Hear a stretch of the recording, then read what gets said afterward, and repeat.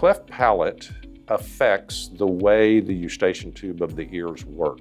The palate contains muscles that stretch the eustachian tube and open it every time you swallow. The palate is split, those muscles don't work correctly. So pretty much all children, or I should say 95 to 98% of children with a cleft palate, are going to have ears that will maintain fluid in them, which stops up the hearing, but it's something easily remedied with the placement of tubes.